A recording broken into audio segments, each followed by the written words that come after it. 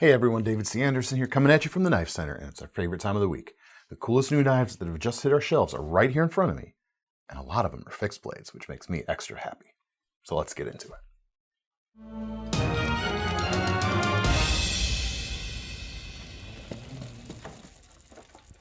All right, everyone, welcome to the show. We've got some folders too. Like, it's not all fixed blades today, but a good representation. We're going to start with some EDC-friendly fixed blades, and we're going to start with my latest design, the Straightline EDC Digger. Actually debuted at Blade Show, and we talked about it at the show. We talked about it on Tuesday's wrap-up video as well. So if you want kind of the story, more of the background of the knife, I'll point you to those videos so it can be a little more brief here, at least to start things out. What we were shooting for, we being myself and Igor Bortolussi, who started Straightline EDC after he left MKM. Igor and I worked on the Pocket Tango together at MKM, and we worked together again on the Digger right here. This one was actually kind of a true collaboration. We came up with the shape of this knife together, and we wanted to get something that hit a better price point than the other stuff in their lineup. So this is going to come in at $99 for that. The OEM for the knife itself is Bestech, so you know the kind of quality you're going to get. It's going to be quite good. And it comes with an Italian-made leather pocket sheath. And this might be like the true kind of like extra special feature of the knife. So we'll get to that in a second. But as for the blade, it's a little bit over 3 inches long, Sandvik 14C 28N blade steel, so nice and tough. Being a fixed blade, you should expect a little extra toughness with the full tank construction, so it's good to have a steel that can stand up to extra tough things. Words fail me. Great. Let's hope that doesn't become a theme throughout the video. 3-finger grip for the handle to kind of minimize the overall footprint of the knife to keep it nice and pocketable, but then a lanyard there at the back for that 4th finger of grip. And there's a little bit extra there. If you want, you could take it out. If you don't care about that 4th finger, you could shorten it. I kind of prefer mine a little bit shorter, so that's what I've done with my personal carry. But as for the handles, we've got 3 micarta colors. You've got the blue, the natural, a green, and you've also got a black G10. Let's pull up the blue. The blue seems to be the one that's being the most popular thus far. But nice space shape for the blade. Thomas is over there mouthing the words reverse tanto as we speak. Like I was all weekend. It's very spay. It's very spay. Full flat grind, stonewashed finish so it hides scratches from use.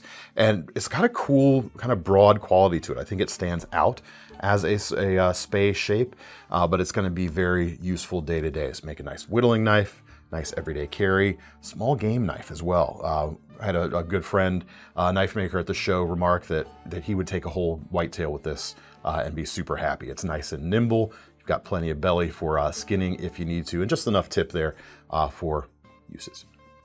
Mid-mounted jimping on the knife as well. Your thumb can reach it for bigger push cuts that way, and your fingertip can take advantage of it for more precise stuff. Super happy with how they turned out. Igor is always fun to work with. And the sheath comes with the leather magnetic pocket sheath, so you slip the knife into your pocket or the sheath into your pocket, the flap holds it in place, which is quite nice. And if you want to carry it deeper, Igor has come up with the 2-position magnet system, so you can actually have a fairly deep carry for a pocket fixed blade, which can be nice in areas where you want to be a little more discreet. As for breaking in the sheath, it's leather, so it'll need that a little bit. I taped off the blade of mine and kind of wedged the handle in there to open it up a little bit. That kickstarted the process, worked pretty well. 99 bucks, like I said, comes with a leather sheath. If you'd like a Kydex sheath, 20 bucks, and that'll get you one of those. You will have to supply your own belt attachment hardware, or whatever attachment hardware, however. Small and large tech locks will fit on it. Ulti-clips will fit, of course, and a wide variety of aftermarket stuff. So, hope you folks like it. If you want to learn more, like I said, check out those other videos, please and thank you. Next up, another great EDC-able fixed blade, a pretty hot one actually, new release from Tactile Knife Company. This is designed by Taylor Martin from the Best Darn EDC channel, or the Best Dang EDC. We'll go with that, shall we? Try to keep it family friendly. EDC. This is the Redhawk. American-made knife, more premium materials going on, and very precise construction, bringing the price up to a little bit above $300. Magna-cut blade steel, 2 3/4 inch reverse tanto blade shape. Happy, Thomas? Got a theme already. See, this is the thing. Like this, I'll you know, okay. This down here, it's not the same thing. Reverse Tanto is inclusive. Is this a reverse Wharncliffe? Yes. Good. Good to know. We'll get to that knife in a minute. It's also reverse Tanto. Angled curved handle here, micarta in this case, black coating on the MagnaCut steel, of course. Because we're going to have several knives in MagnaCut here running up. Great, well-balanced performance. It is a high edge retention stainless that is also very tough. A nice trick combination that no other steel manages to do yet these days. So it's a very in-demand material for good reason. The handle there allows you to really kind of angle that tip down a bit and get real effective use out of it, especially scoring anything on a surface. It's not necessarily a food prep design, but think of it along those terms of being able to really cut down with that tip. Gives you knuckle clearance and very easy indexing or easy pointing of that tip, because you have to bend your wrist a little bit less than a straighter design would allow you to do. It's maybe a little bit less good in like a full, like super gorilla grip. For me this way, it works. But I think the saber grip here with my thumb up and angling the tip down is the most secure feeling in my hands, which are slightly larger than average. So of course for me, like mileage may vary just a little bit. But I love how thin the blade is here. It's thick enough to stand up to some harder use, but it's not so thick that it's going to keep it from being an efficient cutter. And I think it should be efficient and powerful at the same time, which is quite a nice trick to pull off. Nice thumb scallops there at the front for pinch grips and detail work. And there are Kydex and leather sheath options. I've got the leather sheath option here in front of me. As for carrying the sheath, or whole package really, you've got a discrete carry concepts clip here on the back, secured by this leather strap, which can be moved to the other side if you'd rather carry it on the other side. And this is a clip that'll allow both belt and inside the waistband carry very easily. Pocket carry should also be achievable, although the Kydex sheath is probably a little bit better of an option if you want to pocket carry it, because it'll carry the knife a little bit deeper in the pocket due to the way the Kydex sheath is designed. I'll try to leave a picture up here for it, since I don't have an example in front of me. It's also got a smaller loop over on the clip. So again, a little bit easier in and out of the pocket, but the longer clip should still work. Really nicely done sheath overall. Feels super robust and backs up that fixed blade really, really nicely. Next up, more MagnaCut. We've got the Gerber StrongArm Camp. Now the StrongArm, picture right here, has been a very successful kind of, you could call it a survival knife, but it's kind of leaned a little bit more into the combat aesthetic with the knife. But folks have been using it at camp for a long time, ever since they came out really, because they've been a very robust knife. So they figured with that kind of use, maybe it's time to do a dedicated StrongArm model for the camp user, and hence the StrongArm Camp, with MagnaCut steel coming in at $150 right now. Blade length is just under 4 inches. The MagnaCut is going to give you great performance. It can be thin enough to have very high slicing ability with its high flat grind here, and yet still strong enough for heavier use thanks to MagnaCut's toughness. So really nice materials choice for sure. And you've got a full length tang with a protruding pommel there at the back. Rubberized coyote colored sections, and the harder synthetic material is the black right there. Gives you a nice pinch point. You've got just enough finger guard there for some protection without getting in the way of more precise grips. And the protruding pommel at the back there, of course, you can bash with it. You might not be able to scrape with it. It's got, it doesn't have really crisp edges, but you could alter that real quick with a Dremel even, or whatever kind of grinder you've got. Overall, the package feels really nice. I like what they did to the handle shape overall, and the blade shape makes it an easy choice to recommend to honestly any kind of person who spends time in the outdoors. The blade length is manageable and is a type of length that is widely accepted and works for all kinds of people, and the profile is going to work for all kinds of jobs, whether you're a camper, a bushcrafter, a hunter, whatever you want, a hiker even. This is not a ridiculously heavy knife overall. 4.8 ounces for the knife, so it's not necessarily an ultralight, but it's not that bad at all. And it's less than 8 ounces with the sheath. Speaking of, here is the sheath. It is injection molded, it's ambidextrous, so it doesn't matter which way you throw the knife in there, it will work. So that is quite nice. Comes with a rather kind of a busy strap here at the back for belt carry. It comes with extra retention for the loop on top. Anyway, choices there. You can thread it onto Molly with this top strap. You could also take this off, forego it entirely, and there is a horizontal carry option. If you're you like to carry it crossbody or even the small of your back, this unit right here will fit right here on the back of the sheath, much like the original combat-oriented StrongArm could do. It's a neat trick. There's also a MagnaCut version of that combat StrongArm that I didn't have in stock when I was trying to film today, but you can order it right now anyway, and it'll ship when it comes in, of course.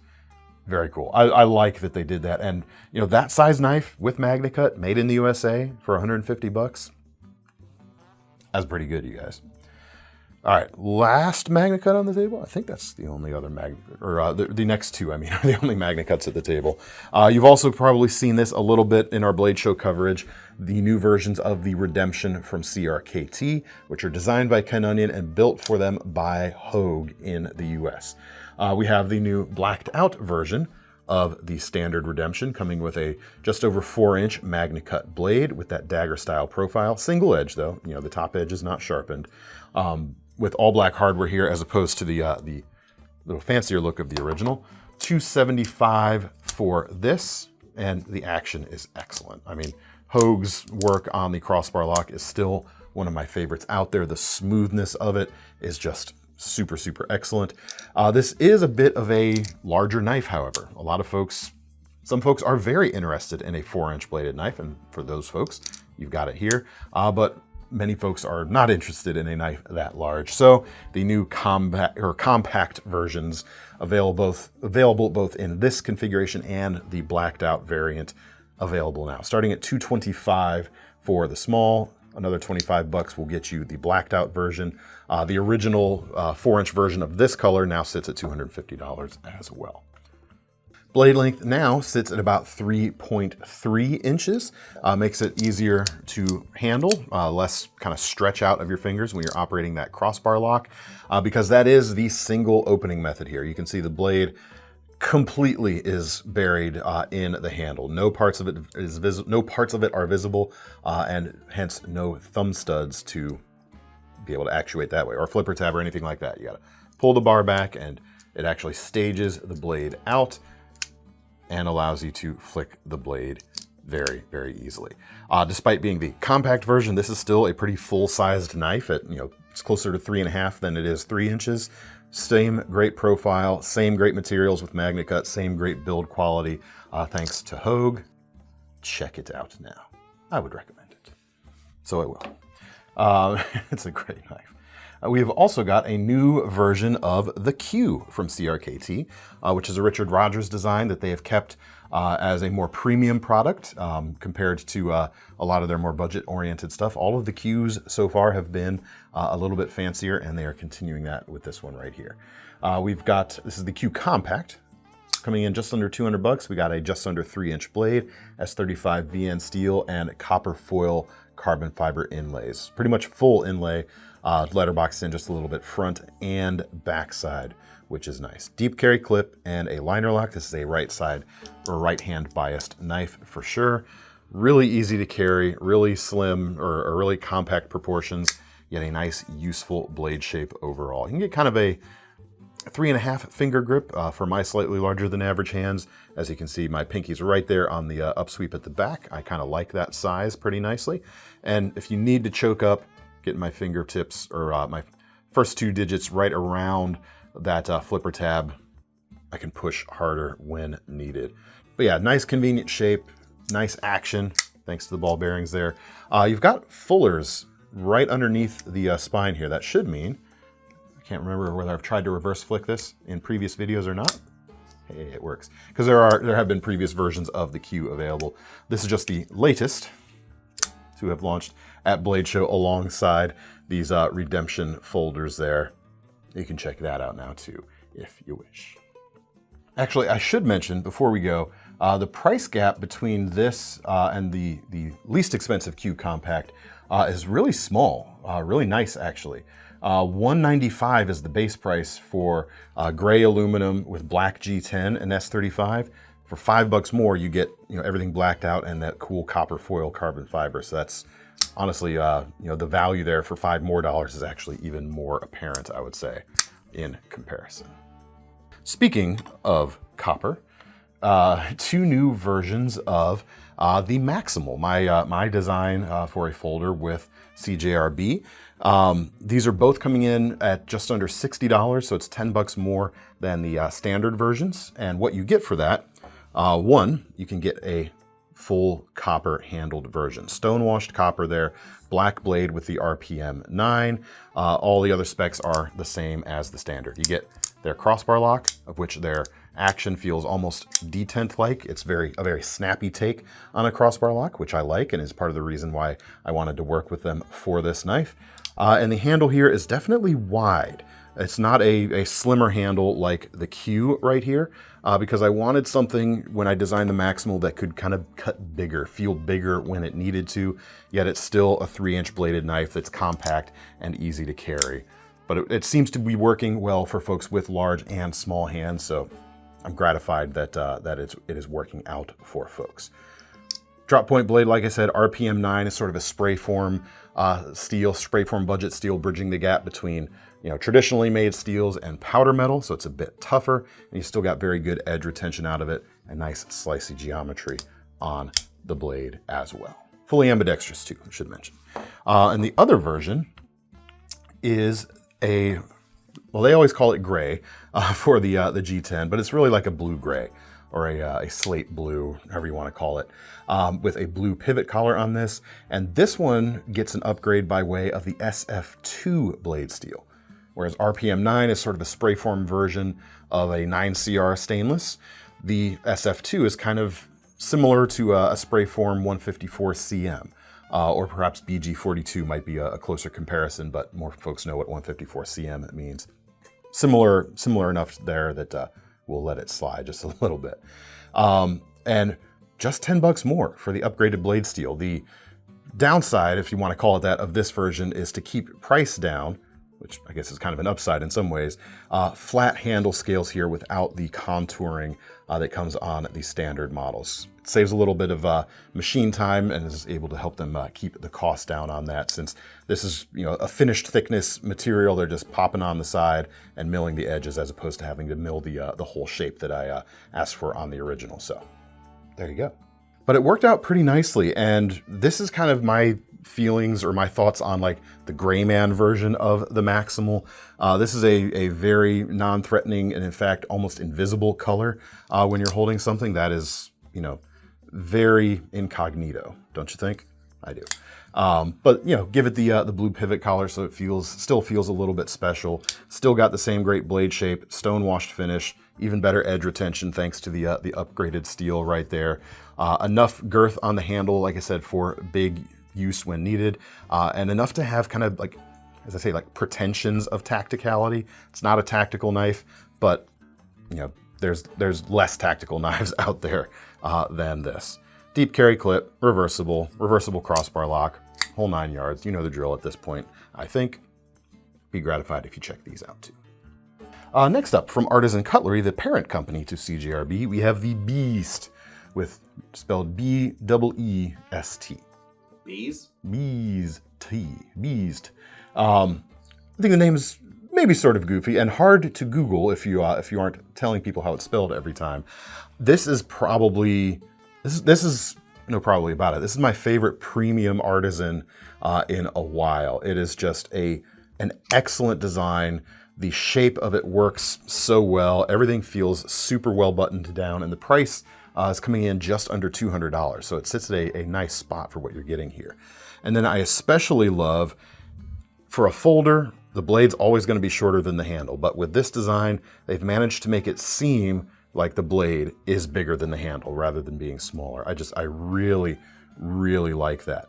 Got this broad clip point shape, stonewashed S35 VN, 3.65 inches long, thin enough to slice like a dream, and titanium for the handles. Carbon fiber inlays, front and back, hexagonal cutouts and milling sections on the front. hexagonal, not symmetrically hexagonal, but, well, not symmetrical in all directions, but filler plate on the front for the milled pocket clip that goes on the back, so you can reverse that around. And you can even choke up right around the pivot to get a really full grip on this knife, despite it kind of seeming like a smaller handle overall. I really dig in person how this thing feels, even though it has a front flipper. Let's try it. Well, yeah, not the best at front flippers. I don't think I ever will be the best at front flippers, but you do have thumb studs and a hexagonal cutout in the blade as well for your reverse flicking or front flicking. Let me get a better angle at that. Yeah, really, really nice. I really dig this shape overall, and the value, like for the amount of intricacy to the handle and just how pleasing the proportions of this knife are. You could do a lot worse for 200 bucks. I dig it. Next up, we got a bunch of Fox stuff. We're gonna start with a slip joint.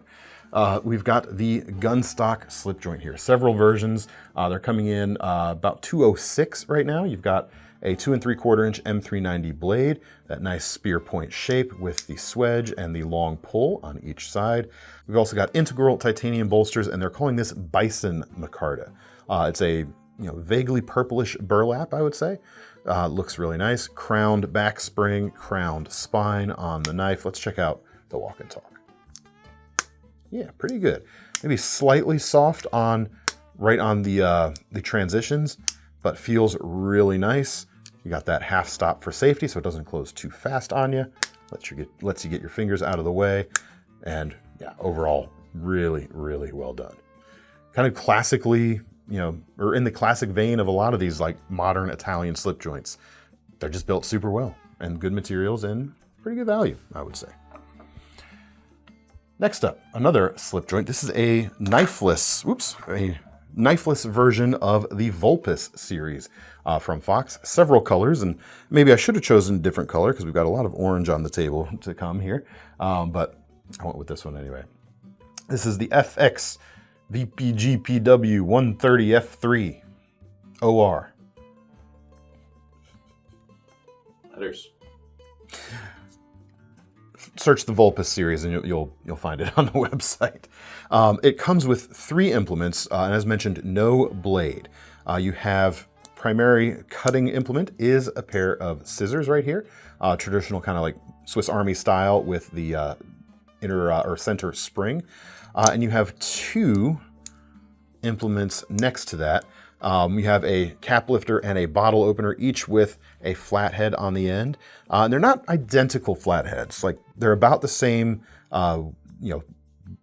width on the head here. The cap lifter side is a little bit thicker at the edge, however. You could very easily turn the one on the can opener side into a leading chisel edge if you want. Like it's getting down very close. In fact, if I push hard enough, I could probably cut something with that. Now, despite there being no knife blade on this, I wouldn't personally consider this to be a TSA friendly or airline travel friendly tool.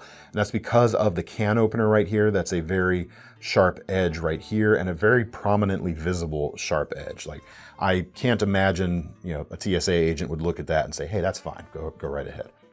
So even though you don't have a knife blade, you still kind of have a knife blade built into this, at least something that's gonna open boxes and packages really nicely. In some ways, that's nice for some folks who may only use their pocket knives for opening boxes and packages. You get the scissors for finer work and some personal grooming, and you still have a tool on there that can get into your daily packaging without dealing with a knife blade. Now I know there's some folks in the comments like getting annoyed, just carry an actual knife. I get it. But some people don't want to, and depending on where some people are, they may not be able to. So it's good to have options. It's good to keep it compact here with these. Other flavors are available, not just the zesty orange of this one right here. Check it out. Now, one more folder, and then the rest are fixed blades. New version of the Core. This is a Jesper Vaknes design from Fox, so it's a Fox Vox. I don't know why I enjoy saying that so much, but I do.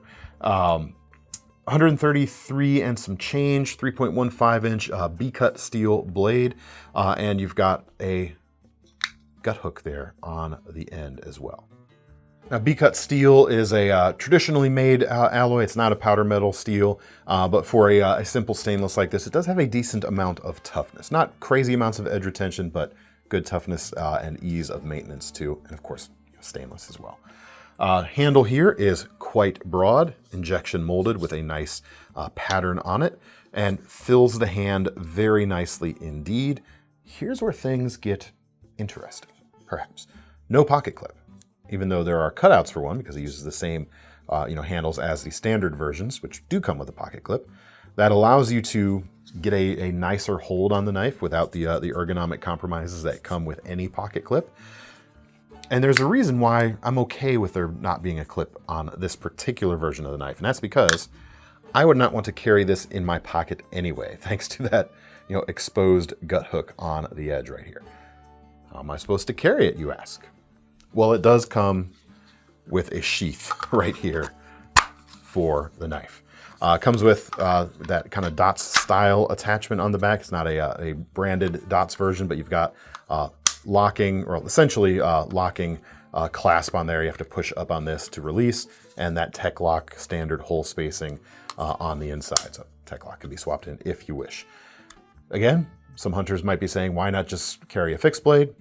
Again, some folks may not want to or may not be able to. I imagine that's more of a thing in European Union territories, perhaps, where fixed blades might, present more difficulty. But on top of that, it is more compact on the hip than a fixed blade, even if it is going to be harder to clean out than your fixed blade once you actually, harvest your kill and that sort of thing with the blade. But it's a good color for a hunting knife after all, and there you go. Price on standard versions, maybe let's check that. If you want the regular drop point version of the knife, rather than that version. Hang on, I'm trying to find it here. Actually, not that much less. Just make sure of this. So this is 133 and some change. You can actually get versions of it, with the B-cut steel and a regular drop point for. No, wait, that's N690. Hang on. Pausing. Let me make sure. Should have prepared, shouldn't I, Thomas? Yeah, you weren't gonna. Well, I just thought of this part now. Okay, so the drop point versions of this with the injection molded handle come with N690, which is a little bit of a bump up from B-cut in performance. And as such, the regular price is actually a little bit more than this, even though those come with a pocket clip and no sheath. There you go. I see that as more of a first responder knife. Such as where it lies. With that sheath, yeah. I hadn't thought about it, but I could see that. Okay, Thomas, I'm picking up what you're putting down. Let me evaluate it now. Let me think now as we're doing that. Yeah, I could see it. I'm wondering, I wouldn't. Like on a utility belt. No, I get you. I'm trying to think. You could probably hold it like this and try to cut a seat belt with that, but you're not getting to the bottom of the edge there, so that might get a little dicey, no pun intended. And you also run the risk, especially if you're grabbing it like this and going to pull it that way, of actually opening the blade. So they would have to open the blade probably to use it, effectively as a strap cutter or anything else like that. But I hadn't thought about it from that use case scenario, but there's something there perhaps. Is there chips? I think we're out of chips, actually. All right, now some orange fixed blades. This is the Rifle series from Fox. We have got the muzzle and the receiver. Basically, two of the same but different sizes. Although, drop point, straight clip point on this. The muzzle, we'll start with that. 3.15 inch blade, B-cut steel again, coming in about 146 right now. Orange G10 handles with an OD green liner, or a Ranger green, however you want to call that. Very hand-filling, not a lightweight knife. If you're thinking these are going to be, super light, definitely not. 6 ounces for the knife itself, and then a little bit more for the sheaths. The designer is Raven Knives here, as you can see from the logo here on the back. The receiver is a little bit longer. a 4.2-inch blade, again B-cut steel with the clip point shape. And that's a true clip, not just a straight clip point either, about 166 for this version right here. The handles aren't identical in length, but the shape is pretty much the same, just stretched out a little more. Nicely done pinch points there at the front with those thumb scallops when you're getting inside something for in a hunting scenario, definitely useful. This would make a good survival knife too. Like, it's got the feeling of robustness. You've got that full tang. You've got a very manageable length because, of course, the most useful survival knife on the planet is one that you actually have on your belt. So the more you want to have it on your belt, the better. Fills the hand nicely. Got just a hint of a finger guard as well, which I always appreciate in what I look for in quote-unquote survival knives, and some exposed tang edge there at the back for bashing as well. Not going to be as great for drilling because of that point, but it is rounded off enough so that it's not like super sharp, but could be better if that's a potential task you see yourself doing with the knife. High flat grinds on these. Yeah, I wouldn't really change necessarily anything. I think they're well appointed or well picked. Here are the sheaths. They are leather. They're about the same for each, just different sizes. Simple belt loop on the back and classic black construction overall. They feel super solid, and I imagine would be. So there you go. Next up from Fox, you have the Montserra, and this thing is truly a brute. $213. You've got a Nylox blade, 4.33 inches long, and like a full 1/4 inch thick on that bad boy. This thing is built to take a beating. Nylox is a nice choice for this type of design too, because it is a pretty tough steel. It's not a powder metal, and yet, one of the things that powder metallurgy allows is a very fine grain structure. Even though this is not a powder metal, it does have a very fine grain structure. And as such, that is one of the things that aids in or allows this knife to be a very tough steel, or allows this steel to have very tough characteristics. Let's go with that.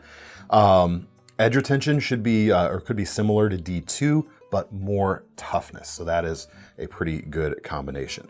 And then combine that with the almost full 1/4 inch thickness, and it can be hard to break. Obviously, you can break anything, but you could be really stupid with this knife, and the knife would shrug off a lot of stupidity. We'll leave it at that. Big big wide fuller on there, on this wide corded drop point shape. That's going to make actually a real nice point if you want to use the channel of that fuller as a pinch point there for your thumb and fingers, where you wanted to get up closer to the edge. That's going to keep your digits in a decent place and allow you to get finer control of that tip, which has a fair amount of belly there, meaning, again, in this case, I see this as kind of a really nice survival knife option if you want something overbuilt. It's maybe less combat capable because it's got a pretty broad tip as opposed to a more piercing type tip. Could work, but I think it's more suited to outdoors use than straight up combat or tactical use. Nice roomy handle. My slightly larger than average hands have plenty of space. Even if I had gloves on, I wouldn't be cramped on there at all. G10 with sort of a cratered texture, just enough to give it grip. It doesn't feel particularly pinchy, so I imagine it wouldn't really raise too many hot spots over use as well. Nicely done. Sheath is Kydex and comes with a plate here on the back for horizontal belt carry. You could also rotate this around for standard carry, and this will also fit the whole spacing of a standard tech lock or T-clip if you want to swap out the attachment point on those. Nicely done. Designer is let me get the pronunciation of this. I think I know how to pronounce this, but it's a fantastic Italian name here. Giacomo Zafilippo. I like it. Last but not least, we have 4 new fixed blades from RoseCraft. Prior to this, I think they're most renowned for their high quality yet affordable slip joints. They also do some modern folders, but this is kind of the first foray into kind of harder use fixed blades. We've got the F1, F2, F3, and F4, and I'll go through them in order here. They share similar specs overall. They're all 1095 carbon steel, so you've got a good cross section of performance to toughness to affordability. And they've all got G10 or micarta handles. Let's start with the F1. The designer of this is Chase Snyder. It's $62 with a 4-inch drop point blade, and you've got a gray PVD coating on this one, red liners, and green G10 for the handles. Feels pretty decent. I see this, it's vaguely tactical, but this is probably a little bit more hunting inspired with the type of grip you've got going on here. Could be pretty useful for general utility as well, daily type utility. You've got a lanyard point here on the bottom side of the tang, just that portion sticking out, gives you that spot to attach your favorite attachment thing. Wow, that fell apart real fast. Came out unattached. Good thumb ramp here for purchase with your thumb. You can choke up. There's a section of jimping right there. That also works with your index finger, and even a section of jimping all the way out there near the tip, which is, again, kind of one of the key details that helps this lean into its hunting and skinning type of role a little more nicely. I'll show you the sheath for this knife, and then all the sheaths are essentially the same design, just made to fit the knife at hand. Kydex with that unbranded TOTS style attachment clip here. These little sections here allow you to size it to fit your belt, however wide your belt is.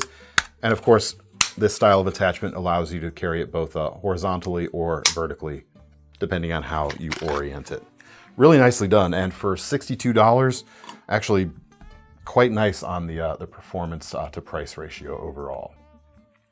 The F2 features a micarta handle rather than G10 and orange liners. And this and the next two knives, instead of that PVD coating, we have kind of a more traditional like powder coating that slightly rougher texture going on, but easier to strip that coating if you wanted to. If you wanted bare steel on this, paint thinner usually, or paint stripper works really well with this type of coating. 4.4 inch trailing point, almost a full flat grind, about 1/8 of an inch thick or so. So it's got a good cross section for strength, not just slicing. Kind of wish they rounded the edge here off just a little bit more, but it feels pretty good in the hand and feels nimble enough for those longer slices. Similar type of sheath. $67 for this, designed by Andy Armstrong. Next up, we've got a new Swags design fixed blades. She's, of course, been working with the RoseCraft team, or for the RoseCraft team, actually. 3.15 inches for the blade here. Again, powder coating, $10.95. Micarta with white liners. It's a nice look, nice combination for sure. And this is definitely kind of a hunting style profile, although you could EDC it for sure. Standard grip here on the back is a 3.5 finger grip, but you've got an unguarded finger choil right above it. You could definitely get a full-sized grip on this knife or choke up in front of that handle for real precise work like so. Again, about 1/8 of an inch thick, Kydex sheath with that belt attachment. This one's coming in at about $60 right now. All of them feel super, super strong, I'll be honest. I imagine if they're skeletonized under the handle, they're not very skeletonized. So you've got obviously I can't confirm because I haven't opened them up, but guessing by the weight, they should have some pretty full coverage under there, so they should be super, super stable. And last but not least, we have the F4. This is designed by Hawkins Rose, and it's coming with a 4-inch clip point blade. Some may call that a reverse tanto. And we come full circle to reverse. See, that's the thing. This is where blade shapes the Benchmade 940 coined the term reverse tanto, but the Kershaw Random Task predated that knife and was probably the first reverse tanto, if you think of this as sort of like a reverse tanto. But these, just like the Benchmade 940, are more spay-like. Well, this is more spay-like. This is just kind of a stout or a stubby clip point shape. But some might call it a reverse tanto. All are welcome at reverse tanto land. It's not a place. Not yet, it's not. Population 1 over there. Well, I have a good time. But anyway, they're calling this a clip point on the website. And for that, I am grateful. $70 for this substantial handle here. Black micarta. It says linen micarta on the site, but that looks suspiciously like canvas to me. With yellow liners and again, the black coating. This one leans a bit more tactical for sure, but I think it would still make a decent outdoor knife. Not the best kind of gorilla grip for me if I'm pushing through carving stuff. The handle definitely kind of cants the blade down for more aggressive thrusting a little bit better. It kind of leans into to that role a little more nicely, I would think. But still, overall, really nice. very sturdy feeling overall. And it's cool to see them kind of jumping into the game. RoseCraft jumping into this style of knife at really good prices for what you're getting here. $70, like I said, for this one right there with time-proven materials for sure. Anyway, that's all I've got for you today, folks. Let me know what you thought down in the comments. What was your favorites? What was your least favorites? Bring it on. I'm nourished by your division and hatred, and that's not nice. Let's all have a good time. In reverse Tanto land. In the spirit of harmony, I'll let you have this one. This time. Anyway, if you want to get your hands on any of these knives, check out the links in the description, which will take you, of course, to KnifeCenter.com, where in addition to our Knife Rewards program, which lets you earn free money towards future knives, we've also added Sezzle payment options within the last year, allowing you to break up these more expensive knives into more manageable chunks.